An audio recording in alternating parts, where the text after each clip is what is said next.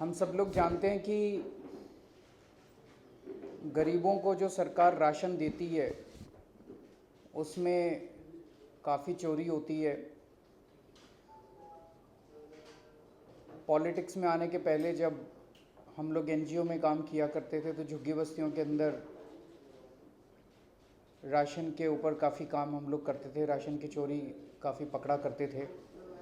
उस राशन की चोरी को रोकने के लिए सरकार एक बहुत अहम कदम उठाने जा रही है जिसमें काफ़ी दिनों से काम चल रहा था। अब वो एक तरह से फाइनल उसकी तरफ बढ़ रहा है। तो सभी दुकानों के ऊपर पॉइंट ऑफ सेल डिवाइस लगाए जाएंगे जिसके थ्रू आधार से लिंक करके और बायोमेट्रिक वेरिफिकेशन से उनको राशन मिला करेगा। इससे राशन की चोरी लगभग ख़त्म हो जाएगी। इसका आरएफपी अगले हफ्ते फ्लोट किया जाएगा। उम्मीद है कि 1.5 से 2 महीने के अंदर वर्क अवॉर्ड हो जाएगा। और कल हमारी मीटिंग हुई थी सारे डिपार्टमेंट्स, इंटर डिपार्टमेंटल मीटिंग जिसमें फाइनेंस वाले भी थे, प्लानिंग वाले भी थे, आईटी वाले, फूड वाले। और ये टारगेट दिया गया कि 1 अप्रैल तक 31 मार्च तक दिल्ली की सारी दुकानों में पॉइंट ऑफ सेल डिवाइस लग के स्टेबलाइज हो जाना चाहिए पूरा का पूरा सिस्टम। अगर ये हो जाता है तो इससे बहुत फ़ायदा होगा, क्योंकि एक तो राशन की चोरी बंद होगी, जो फर्जी राशन कार्ड हैं वो निकल के आएंगे, और जब कई सारे फर्जी राशन कार्ड कैंसिल हो जाएंगे तो और गरीबों को राशन दिया जा सकेगा। दूसरा, गेस्ट टीचर्स के लिए एक बड़ी खुशखबरी है। गेस्ट टीचर्स को अभी तक 17,000 से 20,000 रुपये के बीच में मेहनताना मिला करता था। उनको पर डे के हिसाब से मिलता है, लेकिन इफ़ेक्टिव महीने का 17 से 20,000 तक आता है उनका। ये बढ़ा के 32,000 से 34,000 किया जा रहा है। इसके लिए कमेटी बनाई गई थी, उसकी रिकमेंडेशन आ गई हैं। वो रिकमेंडेशंस इस हफ्ते कैबिनेट में पेश की जाएंगी और उसको एक्सेप्ट किया जाएगा। तो गेस्ट टीचर्स को 32 से 34,000 रुपये उनके मेहनताना बढ़ाने का प्लान है। और साथ में उनको पक्का करने के लिए एक बार ही हम लोगों ने एलजी साहब को फ़ाइल भेजी थी, एलजी साहब ने वो फ़ाइल लौटा दी। उसके बाद इस हफ्ते उसमें थोड़े से फेरबदल करके गेस्ट टीचर्स को पक्का करने के लिए दोबारा एलजी साहब के पास फ़ाइल हम लोग प्रपोज़ल बना के भेजेंगे। हैं जी, गेस्ट टीचर्स लगभग मेरे ख्याल से 15-17 हज़ार के करीब है। तीसरा, मोहल्ला क्लिनिक्स का हमने टारगेट रखा था 31 दिसंबर तक 1000 मोहल्ला क्लिनिक बनेंगे, लेकिन आप लोग पिछले 2-3 महीने से देख रहे हैं काफ़ी उठापटक चल रही है। हेल्थ सेक्रेटरी बदल गए हैं, ज़मीन को लेके कई सारे इश्यूज़ हैं, जिसमें एक एमसीडी ने तो कहा है कि वो सारे मोहल्ला क्लिनिक ही तोड़ देंगे जो बने हैं। तो वो सारे इश्यूज़ को सॉर्ट आउट किया जा रहा है। मुझे खुशी है माननीय सुप्रीम कोर्ट के इंटरवेंशन पे जो मीटिंग हुई एलजी साहब के साथ, उसमें इन प्रिंसिपल ये डिसीजन ले लिया गया है कि जहाँ भी जो भी सरकारी ज़मीन होगी वहाँ पे वो मोहल्ला क्लिनिक के लिए इस्तेमाल की जा सकती है। जो परसों मीटिंग हुई थी, तो 1000 मोहल्ला क्लिनिक और लगभग 100 पॉली क्लिनिक्स बनाने का इन प्रिंसिपल अप्रूवल हो गया है। तो चूँकि पिछले 2-3 महीने हम लोग खो चुके हैं, मुझे लगता है 31 दिसंबर तक ये नहीं हो पाएगा, लेकिन और 2-4 महीने ये डिले हो जाएंगे जो 1000 मोहल्ला क्लिनिक अपने को बनाने हैं। एक चीज़ जो मैं कहना चाहता था कि जो 4 अगस्त का ऑर्डर आया था माननीय हाई कोर्ट का, उस ऑर्डर का जो भी इंटरप्रिटेशन था, उस ऑर्डर के पहले सरकार जिस तरह से चल रही थी, हमारा लेजिटिमेटली ये मानना था कि कुछ मुद्दों के ऊपर माननीय एलजी साहब की अप्रूवल की ज़रूरत नहीं है। उनका मानना था कि है, तो उस हिसाब से सरकार चल रही थी। बहुत सारी फाइलों के ऊपर एलजी साहब की अप्रूवल नहीं ली गई, लेकिन इसमें कोई नीयत खराब नहीं थी, टेक्निकल मुद्दा था और उसके ऊपर कोर्ट के अंदर मामला चल रहा था। अब ऐसा इंटरप्रिटेशन है कि वो फाइलें एलजी साहब के पास भेजी जानी चाहिए थी, लेकिन केवल इस वजह से कि वो फाइलें एलजी साहब के पास उस टाइम नहीं भेजी गई, इस वजह से पिछले 1.5 साल की सरकार के सारे निर्णयों को नल एंड वॉइड कर दिया जाए, तो आप लोग इसके रैमिफिकेशन समझ सकते हैं कि दिल्ली सरकार और दिल्ली वालों के ऊपर कितनी बड़ी आफत आ सकती है। वो इस वक्त प्रक्रिया चल रही है जो कि बड़ी दुर्भाग्यपूर्ण है।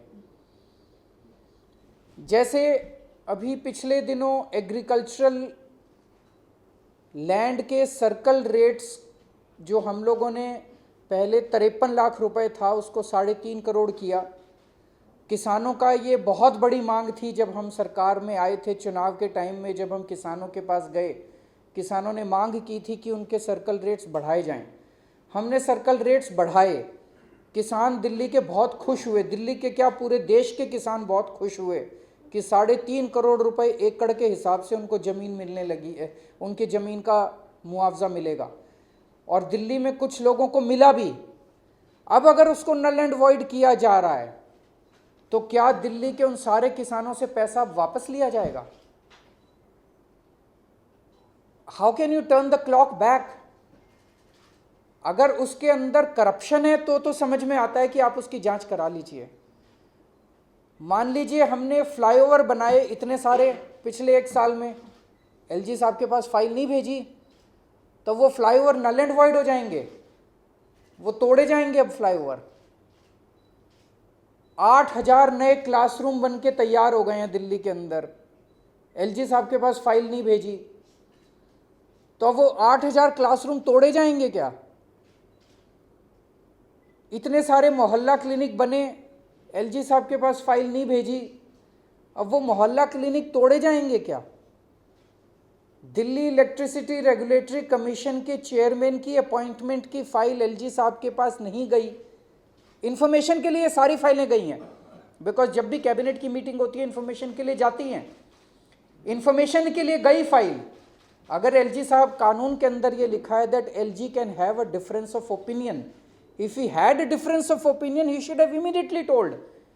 फरवरी के अंदर डीआरसी के चेयरमैन की अपॉइंटमेंट हुई थी, हमने उनको कैबिनेट का प्रपोजल भेजा। अगर उनका डिफरेंस ऑफ ओपिनियन था तो वो 3 दिन में बता देते, 4 दिन में बता देते, 5। अब 8 महीने के बाद, 10 महीने के बाद वो कहते हैं I have a difference of opinion. You can't exercise your difference of opinion in infinity. तो अब अगर डिफरेंस ऑफ ओपिनियन वो कहते हैं तो एलजी साहब, वो डीआरसी के चेयरमैन की अपॉइंटमेंट रद्द हो जाएगी क्या? और अगर रद्द हो जाएगी तो जो पिछले 8 महीने में ऑर्डर्स पास किए डीआरसी ने, उसका क्या होगा? I mean what is Delhi heading for? Complete chaos. अगर इस तरह से हम लोग, तो जो निर्णय पिछले 1.5 साल के अंदर लिए गए with a particular viewpoint that these files don't need to go to LG, I think should be regularized. In future, the government will function as per the orders of Delhi High Court or as per the orders of Delhi Supreme Court, जो भी आएंगे। लेकिन अगर ये सारे निर्णयों को, अब वक्फ बोर्ड को नल एंड वॉइड कर दिया, वक्फ बोर्ड पे ताला लगा दिया, सील कर दिया कल वक्फ बोर्ड को, तो वक्फ बोर्ड के सारे निर्णय नल एंड वॉइड क्यों? एक ही कारण कि एलजी साहब के पास फाइल नहीं गई थी वक्फ बोर्ड की। डीआरसी बंद कर दिया, क्यों? क्योंकि एलजी साहब के पास फाइल नहीं गई थी।